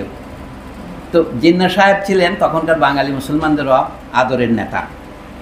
আমার মনে হয় ইতিহাসে আমাদের কাজটাকে একটু জটিল হয়ে যায় যদি আপনি আগের নামগুলো মুছে ফেলেন। ইতিহাসের ছাত্র হিসেবে কখন কী ছিল এটা জানা দরকার। তখন জিন্না সাহেব যে কাজটা করলেন, বাঙালি মুসলমানের প্রথম বোকামের কথাই বলছি আমি। মুসলিম লীগ তো হলো 1906 সনে, কিন্তু কংগ্রেস কখনো মুসলিম লীগের স্বীকৃতি দেয়নি। কারণ মুসলিম লীগের দাবি ছিল স্বতন্ত্র নির্বাচন ব্যবস্থা, অর্থাৎ মুসলমানরা তো কোনো জায়গায় পায় না বড়লাটের কাউন্সিলে এতজন সদস্য থাকবে, তার মধ্যে একজনও যদি মুসলমান সদস্য না থাকে বাস্তবে, তাহলে তো খুব দুঃখের বিষয়। তখন বলে কি ভোটে আমরা কখনোই পারবো না, কাজে আমাদের জন্য 2টো সিট রিজার্ভ রাখতে হবে। আমি এগুলিকে বলছি অনেকটা থিওরিটিক্যাল রিকনস্ট্রাকশন করছি। তখন এইটা তারা লর্ড মিন্টো বলে যে ভদ্রলোক ছিলেন, মরলি মিন্টো সংস্কার যে বলে 1909 সনে, তারা বলেন যে তা করব, কিন্তু কংগ্রেস না মানলে তো হবে না। তখন জিন্না সাহেব বললেন আমি এক কাজ করি, কংগ্রেসকে বলল আপনারা স্বীকার করেন যে পৃথক নির্বাচন ব্যবস্থা গ্রহণ করবেন, মানে মুসলিম লীগকে রাজনৈতিক দল হিসেবে মানবেন, মুসলিম লীগও আপনাদের হয়ে কিছুটা স্যাক্রিফাইস করবে। স্যাক্রিফাইসটা কি? তখন কংগ্রেসের উপর আধিপত্য ছিল বাংলার নেতাদের, বাংলার হিন্দু নেতাদের। আমি যদি বলি সেটা কি, তাদের দাবিটা কি ছিল? বাংলায় মুসলমানরা শতকরা 55 জন, আর হিন্দুরা হচ্ছে শতকরা 35 জন নমশূদ্র। আপনাদের ফরিদপুর অঞ্চলে যেটা বেশি, জসীমউদ্দিনের কবিতা যে নমুদের দেখা যায়, মানে হিন্দু বলতে নমশূদ্র, কিন্তু উচ্চবর্ণের হিন্দু ছিল ব্রাহ্মণ, বৌদ্ধ, কায়স্থ ইত্যাদি মিলে 10 ভাগ। এগুলি হিসাবের কিছু গণ্ডগোল আছে, আমি সেখানে যাচ্ছি না। 45-55। তাহলে বাংলাদেশের সিটের বন্ড, ইংরেজদের জন্য কিছু আলাদা সিট বজায় রাখা হলো 25টা সিট, যারা শতকরা একজনও নয়, সেটা আমি বাদ দিয়ে হিসেবে বলছি। তাহলে বাকি 225 সিট কীভাবে ভাগ হবে? 250-এর মধ্যে যে মুসলমানরা পাবে 55, হিন্দুরা পাবে 45, এটাই তো স্বাভাবিক। কিন্তু সেটা না করার জন্য বাংলা হিন্দুরা বললো কি একটা শর্তে আমরা মুসলিম লীগকে স্বীকৃতি দিতে পারি, পৃথক নির্বাচন ব্যবস্থাকে মানতে পারি, যদি বাংলাদেশের মুসলিম মেজরিটিটা স্যাক্রিফাইস করেন। কীভাবে?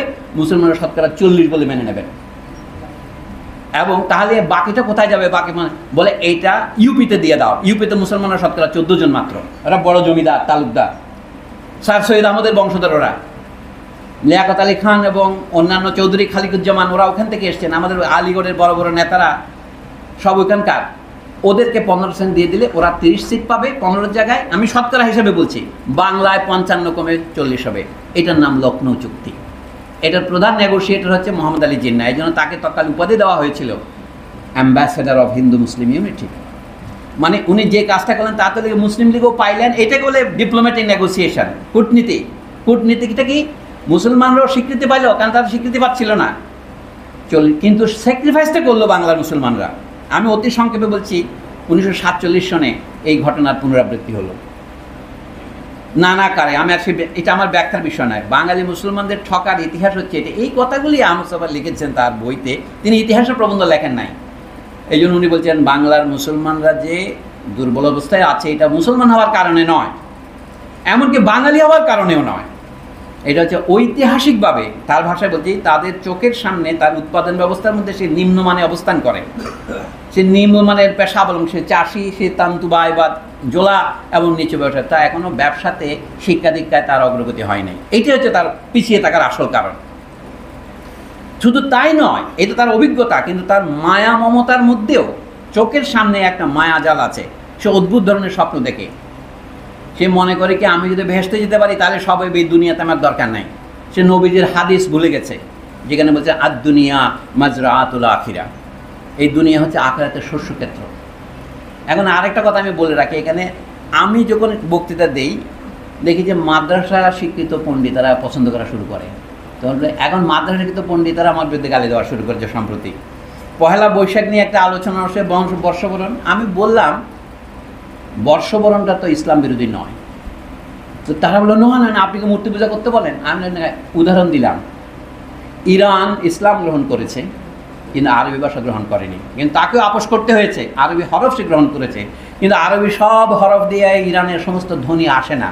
তাহলে তাদেরকে আলাদা কিছু, যেমন তাকে গাফ জোগাড় করতে হয়েছে কাফের সাথে। আরবিতে আছে কাফ কাফ, ওরা একটা গাফ জোগাড় করেছে। ওরা পে বলে একটা জোগাড় হচ্ছে, আরবিতে পে নাই, আরবিরা পাকিস্তান বলতে পারে না, বলে পাকিস্তান বলে, পার্ক না বলে বার্ক বলে, আই গোইং টু বার্ক মাই কার। তো ফার্সিতে পা আছে। আমার বন্ধু তারে কিন্তু ভালো ফার্সি জানতেন, বাই দ্য ওয়ে, গুফতাগু শব্দটাকে বারবার বলতো।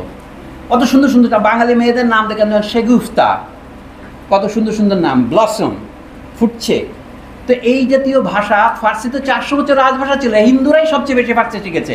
রবীন্দ্রনাথ ঠাকুরের বাবার আত্মজীবনী আপনি পড়তেই পারবেন না, প্রতি পাতায় পাতায় হাফিজ থেকে উদ্ধৃতি, শুধু বাংলা উদ্ধৃতি না, ফার্সিতে উদ্ধৃতি। রবীন্দ্রনাথ কিন্তু ফার্সি শেখা দায়িত্ব মনে করেননি, নিজেই বলছেন, আমি কনফেশন থেকে বলছি রবীন্দ্রনাথের বাংলা শব্দ তো বইতে দেখেন, আমি ফার্সি জানি না, হয়তো জানে বিনয়ের সাথে বলতে জানি না। তো আমি এই জন্য বলছি, বাংলাদেশের মুসলমানদের মধ্যে একটা বড় সংকট ছিল যে সে তার নিজের ভাষাকেই শ্রদ্ধা করতে পারছে না। এখন এই যে মৌলভী সাহেবরা আমাকে ভুল ব্যাখ্যা করে বলছেন যে আপনি বর্ষবরণকে সমর্থন করলেন, আমি বললাম যে ইরানিরা তো নওরোজ বিসর্জন দেয় নাই। ইরানে নওরোজ শুরু হয় আমাদের মার্চ মাসে, মানে ফাল্গুন মাসে। ফাল্গুন, রবিবাবুর গান আছে না, এতদিন যে দেখা হলো কালগুনে, দেখা হলো ফাল্গুনে, কত সুন্দর। ফাল্গুন আর গিয়ে ফল্গু দ্বারা, যেটা স্প্রিং, লাফাই ওঠে, ইংরেজিতে স্প্রিং বলে, বাংলা কত সুন্দর দেখেন ভাষা, বসন্ত, বসার শেষ, তাই তো বসন্ত বলে। যেমন ফসল পেকে যখন সব কিছু সোনার মতো হেমের মতো হয়, তখন বলে হেমন্ত, হেমন্তকাল। তো প্রত্যেক ভাষার মর্যাদা আছে, আপনি যখন মর্যাদা দেন না, তখন সেই ভাষার রসও আপনি গ্রহণ করতে পারেন না। এখন আমি শুধু এই কথাটাই বলেছি, ইরান ইসলাম গ্রহণ করেছে কিন্তু নববর্ষ তো ত্যাগ করেনি। তখন যারা আমাকে গালি দিচ্ছে তারা বলছে কি ইরানি কি ইসলামের একমাত্র উদাহরণ? আলে না, আরবরাও তাদের কোনো কায়দা বাদ দেয়নি। এবং আমি যদি বলি, ছোট বড় কথা হয়, আরবিতে যে আমরা বলি দেখা হলে মারহাবা ইয়া মারহাবা বলি, এটা তো একটা প্রাচীনকালের ইসলাম পূর্ব দেবতার নাম, হাবা, মারহাবা ইয়া মারহাবা, সেই দামকে তারা বাদ দেয় নাই। তো এই জন্য বলছি যে আরব দেশের কালচার আছে, সেখানে ইসলাম এসেছে।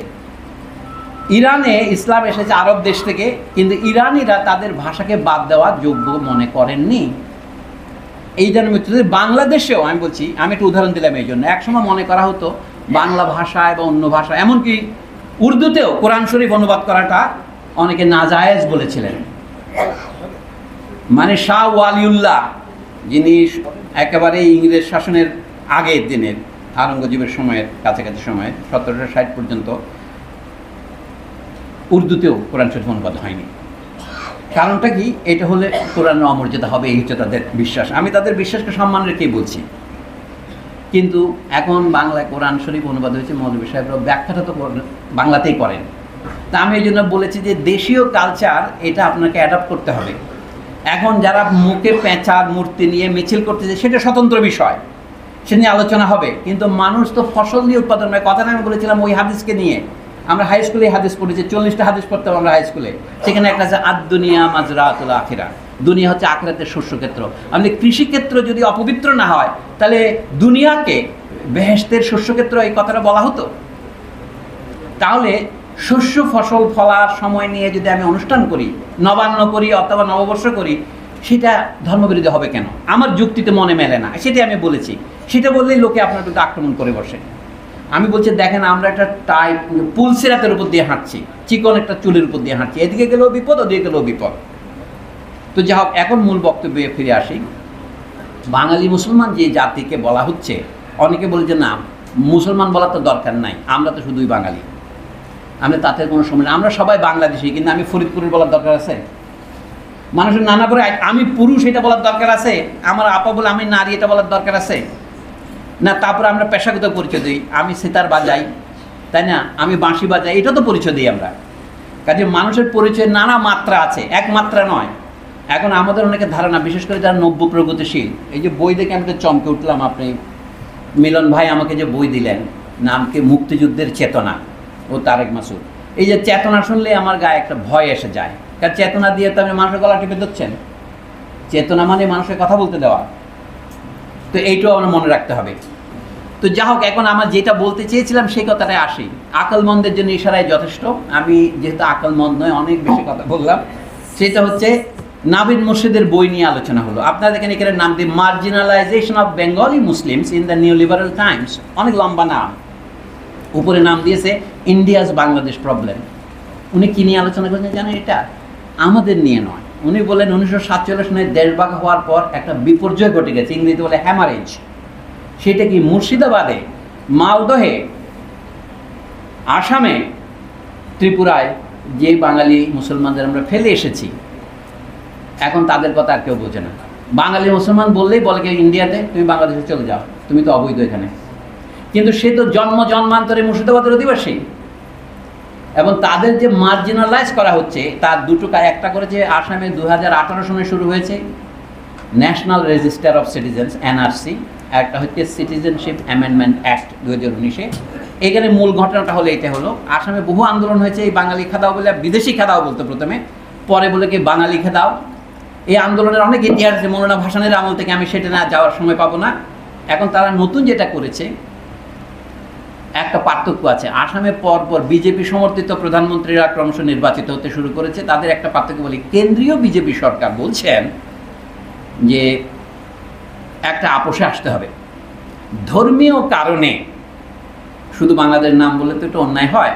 প্রতিবেশী দেশগুলিতে যে সমস্ত হিন্দু অত্যাচারিত হয়ে ইন্ডিয়া আসছে তাদেরকে জায়গা দিতে হবে। তাহলে বাকি থাকে কি? হারাধনের 3টি ছেলে, বাকি থেকে বাঙালি মুসলিম। আসামে ওনার বলে এটার নাম আসাম অ্যাকর্ড, আসাম চুক্তি 2014। সেই চুক্তির বলে আমাদের বর্তমান প্রধানমন্ত্রী শেখ হাসিনা একবার জিজ্ঞাসা করেছিলেন, আমি কোনো পত্রিকায় পড়েছি, করতে পারো না, নরেন্দ্র মোদীকে আপনারা যে সিএ করতেছেন এটা বাংলাদেশের উপর প্রভাব পড়বে। উনি আশ্বস্ত করলেন না না, কোনো প্রভাব পড়বে না, এটা আমাদের অভ্যন্তরীণ বিষয়। বাংলাদেশের বুদ্ধিজীবীরা সবাই মেনে নিয়েছেন এটা অভ্যন্তরীণ বিষয়। কিন্তু এখন আসামে হিসাব করে তারা প্রথমে দেখলো 50 লক্ষ বিদেশি আছে, পরে অ্যাকচুয়ালি যখন রেজিস্ট্রি করলো আসামে দেখলো কি 50 নয়, এটা একটু ভুল হয়ে গেছে, যাহা 52 তাহা 53, কি মাত্র 18 লক্ষ আছে। তার মধ্যে কি তারা এখানে অনেকগুলো আছে, অনেক লোক লিখছে যে কি আমার মাতৃভাষা অহমিয়া। এখানে একটা ইতিহাসের আমি উৎপত্তি বলি। এক সময় 19বিংশ শতাব্দীর শেষে অহমের রাষ্ট্রভাষা ছিল 1874 পর্যন্ত বাংলায়, অফিসিয়াল ভাষা সব বাংলাতেই হতো। এবং সকল আন্দোলন শুরু হলো যে অহমের স্কুলে অহমিয়া ভাষা শিক্ষা দিতে হবে। রবীন্দ্রনাথের চতুর্থ ভাই হেমেন্দ্রনাথ ঠাকুরের মেয়ে নাম হচ্ছে প্রজ্ঞা সুন্দরী দেবী, তার বই আপনারা অনেকে পড়েছেন, আমিষ ও নিরামিষ রান্না, নতুন মুদ্রণ হয়েছে, বেশ ভালো বই। তো ওনার স্বামী হলো লক্ষ্মীনাথ বেজবরুয়া, ওরাও ব্রাহ্মণ, আসামের ব্রাহ্মণ। উনি কলকাতা থেকে ল পড়তে এসেছিলেন, সেখানে বিয়ে শাদী হয়েছে। তো তিনি রবীন্দ্রনাথের বড় ভাইয়ের জামাই, মানে ছোট কাকা বলে রবীন্দ্রনাথকে, তাদের মধ্যে একটা তর্ক হয় লিখিতভাবে পত্রিকায়। রবীন্দ্রনাথ তাকে বললেন, তোমরা যে অহমিয়াকে একটা আলাদা ভাষা হিসেবে দাবি করছো, তাদের তো আমরা যারা দুটো বই লিখে ভাত খাই, আমাদের তো ভাত মারা যাবে। তখন উনি বলেন যে চাচা কাকা, আপনার ভাত মারার জন্য আমরা আমাদের ভাষা মারবো? এটা উনি আত্মজীবনীতে লিখেছেন, আপনারা পড়ে দেখতে পারেন। মোর জীবন স্মরণ, অহমিয়া ভাষায় বইটার নাম, মানে আমার জীবন স্মৃতি এই নামে। আমি বাংলাটা ভুলে গেছি, আমি অহমিয়া দেখেছি, আমি ভুল বুঝতে পারি যেহেতু অহমিয়া ভালো জানি না। তখন ওনাদের রবীন্দ্রনাথের দাবি ছিল অহমিয়া তো একটা স্বাধীন ভাষা নয়, এটা তো বাংলার একটা উপভাষা। আজকে ইতিহাসের ব্যাজোক্তি যাকে বলে, ব্যাজস্তুতি হচ্ছে কীভাবে জানেন? অহমে যে ময়মনসিংহ থেকে যাওয়া মুসলমানরা ওই মৌলানা ভাসানীর লাইন প্রথা আন্দোলনের সময় থেকে যারা ওখানে আছে, যাদেরকে নেওয়া হয়েছিল, অহমে খাদ্যের অভাব ছিল। অহমে তো চা বাগান হয়েছে, বিদেশ থেকে শ্রমিক আনছে, তারা তো বাদ্য উৎপাদন করে না। সিলেট, রংপুর, আসাম এবং ময়মনসিংহের লোকদের নিয়ে যাওয়া হয়েছিল ওখানে চাষাবাদ করার জন্য। ওখানে ম্যালেরিয়া মানুষ মারা যেত বছর বছর। মৌলানা ভাসানী সেখানে ভাসানের চরে বাড়ি করেছিলেন। সেই কাহিনী আজকে বলবার সময় নাই। সেই সময় যে ঘটনাটা ঘটেছিল, ইংরেজরা একটা লাইন দিতে, এরপরে আর মুসলমানরা যেতে পারবে না। তো ভাসানী তো চলে আসেন 47 সনের দেশভাগের পর। তখন তো কথা ছিল বাংলা এবং আসাম নিয়ে একটাই প্রদেশ হবে। এমন একটা প্রদেশ 1905 সনে করা হয়েছিল, 1911 সনে সেটা আবার নাকচ করা হয়। 1947 সনে একই ঘটনা ঘটে। মৌলানা ভাসানী তার একটু উর্দু মিশ্রিত ভাষায় বলছেন এটা হলো বাঙ্গা আসাম, একটা নতুন দেশ হবে। সেইটা অলিক স্বপ্ন চলে গেছে। এখন যে আসামে হচ্ছে, ওই আসামে যে মুসলমানরা তাদের ভাষা বাংলা, তখন তারা বলছে আমাদের এটা বাংলা নয়, এটা অহমিয়ার একটা উপভাষা। দেখেন ইতিহাসে প্রত্যেকটা ঘটনা দুবার ফিরে আসে। প্রথমবার আসে ট্র্যাজেডি রূপে, দ্বিতীয়বারে আসে প্রহসন আকারে। অর্থাৎ এক সময় যে অহমিয়াকে বাংলার উপভাষা বলা হয়েছে, রবীন্দ্রনাথ ঠাকুর বলেছেন, উড়িয়াকে বাংলার উপভাষা বলেছিলেন রাজেন্দ্রনাথ মিত্র, রাজেন্দ্র লাল মিত্র, এশিয়াটিক সোসাইটির প্রতিষ্ঠাতাদের একজন। একইভাবে এখন আসামের মুসলমানদের ওই যে তথাকথিত 18 লাখ তাদের করে নাম দিয়েছে কি মিয়া সাহেব, মিয়া, ওদের বলে ওদের মিয়ারাই তো আমাদের সব দুর্গতির উৎস। এবং ভারতের এক মন্ত্রী তাদের নাম দিয়েছে কি উই পোকা, টার্মাইট। এখন টার্মাইটরা বেঁচে থাকার জন্য বলছে কি তারা সবাই রেজিস্টার লিখছে মাতৃভাষা অহমিয়া, কিন্তু অহমিয়া বললেও একটা অ্যাকসেন্ট হয়। যেমন আমি বাংলা বললে দেখলেন আপনারা আমাকে রোহিঙ্গা বলে পাঠিয়ে দিতে পারেন। বিশ্বাস করেন আমি একবার পাসপোর্টে রিনিউ করার জন্য আবেদন করেছিলাম, বাংলাদেশের পাসপোর্ট অফিস বলে কি আপনি যে বাঙালি এটা প্রমাণ করতে হবে। Can you believe this? হ্যাঁ, আমি বহু নির্বাচন কমিশনের হস্তক্ষেপে আমি আমার পাসপোর্ট পেয়েছি। বলে না না, ওনাকে আমরা চিনি, উনি রোহিঙ্গা হলেও সম্মানিত বাংলাদেশি। এই হচ্ছে বাংলাদেশের বর্তমান দুরবস্থা। অর্থাৎ চিন্তা কোথায়? আমার একটা আপত্তি আপনাদের জানালাম, জনশুমারি করা। আর একটা জানালে কি আমাকে কক্সবাজার জেলার এসপির কাছে পাঠাইছে রিপোর্ট দেখে এই লোকের বাড়ি কক্সবাজার অমুক জায়গায় কিনা তদন্ত করেন। তদন্ত রিপোর্ট আসার পরে পেয়েছি কিন্তু আমি। তো এটা কেমন করে হয়? বেশি আগে না, 2018 সনের কথা বলছি এটা। মানে এই হচ্ছে আমাদের জাতীয় পরিস্থিতি। তো যা হোক, বাঙালি মুসলমানের এইটা আরেকটা রোগ। এখন আসামের যে মুসলমানরা, পশ্চিমবঙ্গের মুসলমানদের অবস্থা আরও খারাপ। শ্রীমতী মমতা বন্দ্যোপাধ্যায় দিদি বলেন কি তিনি মুসলমানদের তোয়াজ করেন। এটা গল্প আপনারা শুনছেন না? কিন্তু তোয়াজ করেন কাদের জানেন? উর্দুভাষী মুসলমানদের। বাঙালি মুসলমানদের কোনো আলাদা স্বীকৃতি দিতে চান না গ্রামাঞ্চলে। এটা আপনার মধ্যে আপনি মন করা কথা বলছেন, আপনি ওখানে গেছেন, আমার তো যাইতেই দেয় না, পাসপোর্টে দিতে চায় না, ভিসাই দিতে চায় না। একবার আমাকে ভিসা দিয়েছিল, দিল্লির 10 মাইলের এদিক ওদিকে বাইরে যাইতে পারবেন না। Can you believe this? আচ্ছা, আমার সেই কোনো পাসপোর্ট দেখাবো যে আপনার গতিবিধি দিল্লির 10 পাটা, এবং বিমানে যাইতে হবে, বিমানে আসতে হবে, যেন মনে হচ্ছে আমি কাশ্মীরে যাব। যা হোক, এই হচ্ছে বাংলাদেশ ভারত সম্পর্ক। বড় প্রতিবেশীর সাথে থাকতে গেলে আমরা তো প্রীতির সম্পর্কই চাই। কিন্তু এখন দেখা যায়, আমি কথাটা বললাম, কোনো কোনো মানুষ তার আমাদের বাংলাদেশ হওয়ার ফলে আমাদের লাভ হয়েছে বলে আমরা মনে করি। হয়েছে তো বটেই, নাহলে পদ্মা সেতু দিয়ে এত সুন্দর করে হাওয়া খেতে খেতে আসলাম কীভাবে। কিন্তু অন্যদের যে ক্ষতি হয়েছে, যেটা অলিখিত। পশ্চিমবঙ্গের মুসলমানদের বলছে তুমি তো মুসলমান হও, বাংলাদেশে চলে যাও, আর যদি এখানে থাকো বলো আমি শুধু বাঙালি। আমি যেভাবে বলছি হয়তো এভাবে বানান করে বলে না, কিন্তু আপনি যদি চাকুনি মানে চালুনি দিয়ে ছেঁকে দেন, এটা ভেসে ওঠে। তো যা হোক, এই জন্য নাম দিয়েছে। এটা বিশেষ করে হচ্ছে কিনা সীমান্ত এলাকায় গেলে বোঝা যাচ্ছে। বাংলাদেশ ভারত সীমান্ত যতগুলো ল্যান্ড পোর্ট হয়েছে, সেখানে যে চোরাচালান হয়, এই ভদ্রমহিলা যিনি গবেষণা করে উনি গেছেন ওখানে দেখার জন্য। গুয়াহাটিতে ছিলেন, কলকাতায় ছিলেন, বহু 9 বছর ধরে এই বই লিখেছেন উনি। কাজে এটা একেবারে যে একটা সাংবাদিকতার কাজ তা নয়। দেখলেন যে আপনারা তো ফেলানি কাহিনী ইত্যাদি জানেন, গুলি হয়, একটা গরুর জন্য একজনকে গুলি করে, কিন্তু ট্রাক ভরে তো গরু আসতেছে, কারণ বৈধ ট্রেড। এই জন্য নিউ লিবারাল টাইমস বলতে কী বোঝাচ্ছেন? এগুলো তো জার্গন, অর্থাৎ গাল ভরা শব্দে কিছু বোঝা যায় না। এখন বলা হচ্ছে কি দুই দেশের মধ্যে যোগাযোগের পথ ক্রমশ আরও খোলা হবে, ব্যবসা হবে, মানুষ আসা যাওয়া করবে, ভিসার উপরে নিষেধাজ্ঞা থাকবে কম, এবং বর্ডারের 5 মাইল এদিকে 5 মাইল এদিকে এই ধরনের ব্যবসা সব দেশেই হয়। পাকিস্তানের লান্ডি গোটালে আইয়ুব বিরোধী আন্দোলন শুরু হয়েছিল 69-68 সনে, সেখান থেকে। এবং সেইগুলিকে এখন যেভাবে যে কড়াভাবে ভারত থেকে নিয়ন্ত্রণ করা। সোজা কথা, এই ভদ্রমহিলার বক্তৃতায় কালকে শুনলাম, নাবিনীর বক্তৃতায় বললেন যে বাংলাদেশি মানে অধস্তন, বাংলাদেশি মানে ছোট লোক, বাংলাদেশি মানে আপনার মর্যাদার হানি হলো। তাহলে বাংলাদেশ স্বাধীন হওয়ার পর আমরা এটাই করলাম। আমরা তো জানি ভারত আমাদের মুক্তিযুদ্ধে সহায়তা করেছে, এ বিষয়ে কোনো সন্দেহ নাই। কিন্তু আমরা যে ভারতকে কত সহায়তা করেছি সেটা ভারত কল্পনা করতে পারছে না। বাংলাদেশ হওয়ার ফলে এই উপমহাদেশে ভারত 1 নম্বর শক্তি হিসেবে অবিসংবাদিকভাবে প্রতিষ্ঠিত হলো। এইটা তো তার সবচেয়ে বড় লাভ। তার যে ক্ষতি ছিল সেটা আমরা পুষিয়ে দিয়েছি, কারণ পাকিস্তান তার প্রায় নিকটতম প্রতিদ্বন্দ্বী ছিল, এখন তো সেটা গুছে গেছে। কাজেই আকবর আলী খান সাহেব আমাদের যে একজন প্রখ্যাত জনপ্রশাসনের কর্মকর্তা ছিলেন, তিনি বলতেন কি, উনি মুক্তিযোদ্ধাও ছিলেন সেই সময়, উনি বললেন যে কি ভারতের প্রতি আমরা খুব কৃতজ্ঞ, কিন্তু অতিরিক্ত কৃতজ্ঞ হওয়া ভালো নয়, যুক্তিসঙ্গত কৃতজ্ঞতাই ভালো, এবং কৃতজ্ঞতাও পারস্পরিক হওয়া উচিত। কালকে আলতাফ পারভেজের বক্তৃতায় শুনলাম। তো এই জন্য বললাম যে মার্জিনালাইজেশন অফ বেঙ্গলি মুসলিম কথার মধ্যে দুটো ব্যঞ্জনা আছে। বাংলাদেশের যারা মুসলমান এই দেশ হইতে থাকে অনেকে কৃতজ্ঞতা এতই গদগদ চিত্ত যে আমাদের ন্যায্য পানির হিস্সার কথাটাও আমরা তুলতে ভুলে যাচ্ছি। এই বইয়ের সমালোচনা আমি বলি, এখানে পানির হিস্সার কোনো কথাই নাই। আপনারা ফরিদপুর শুদ্ধ দক্ষিণবঙ্গের এই কোনায় যারা আছেন, আদি বাংলার এই যে গঙ্গার দ্বারা বিধৌত এলাকায়, আপনি জানেন এর ক্ষতি শুধু আঞ্চলিক নয়, এটা বৈশ্বিক ক্ষতি। আবহাওয়া চেঞ্জ, হরপ্রসাদ শাস্ত্রী খুব সুন্দর করে বলতেন, গঙ্গার স্রোতকে ইচ্ছা করলে আবার হিমালয়ের দিকে প্রবাহিত করা যাবে না। তবে আমি রসিকতা করে বলি, কপিল ভট্টাচার্যের লেখা ছিল, কপিল ভট্টাচার্য ছিলেন ভারতীয় ইঞ্জিনিয়ার, পশ্চিমবঙ্গের চিফ ইঞ্জিনিয়ার ছিলেন।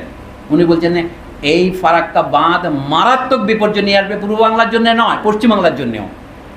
মালদহ হয়তো 3টে উপজেলা তো ভাইসাই গেছে, কিন্তু কলকাতা বন্দরের নাব্যতা বৃদ্ধির যে অজুহাতে ফারাক্কা বাঁধ চালু করা হয়, সেই নাব্যতা কখনোই বৃদ্ধি পায়নি, কারণ ওখান থেকে যে আরও সিল্টেড হয়। অর্থাৎ ইঞ্জিনিয়ারদের বিদ্যায়ও বলতেছে এটা গঙ্গাকে, এখন তাদের যুক্তিকে দুটো খুব মজার যুক্তি আছে, যে অধিকাংশ 90% পানি তো ভারত থেকে আসে, লক্ষ্য করার বিষয়। কিন্তু কপিল ভট্টাচার্যকে জেল দিয়েছিলেন নেহেরুর সরকার সেই 50-এর দশকের শেষে। উনি বই লিখেছেন বাংলার নদ নদী নিয়ে, তার অনেক লেখা আছে, ফারাক্কা বাঁধ নিয়ে লেখা আছে। কপিল ভট্টাচার্য পশ্চিমবঙ্গের লোক, ইঞ্জিনিয়ার, উনি বলছেন নাকি আপনারা কিন্তু একটা ডিজাস্টার করতেছেন, এরকম করা ঠিক নয়, গঙ্গাকে বাদ দেওয়া। কিন্তু কে শুনে কার কথা? মানুষ তো শক্তির দম্ভ। ভারতীয়দের যুক্তি দুটোই, যে বেশিরভাগ পানি তো আমাদের আসে, গঙ্গার পানি এমনি কমে গেছে, বাংলাদেশকে আমরা কম দিচ্ছি না। যখন একতরফাভাবে তারা গঙ্গার পানি প্রত্যাহার করা শুরু করলেন 1976 সনে, যুক্তির বাইরে গিয়ে, তখন মৌলানা ভাসানী ফারাক্কা মিছিল করেছিলেন, আপনারা জানেন।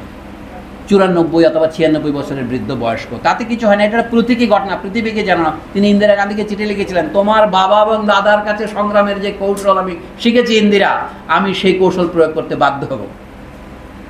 তখন ইন্দিরা গান্ধী উত্তরে লিখছেন যে মৌলানা সাহেব, আপনি আমার পিতৃতুল্য, কিন্তু আপনি আমাদের ভুল বুঝছেন, আমাদেরও পানি দরকার।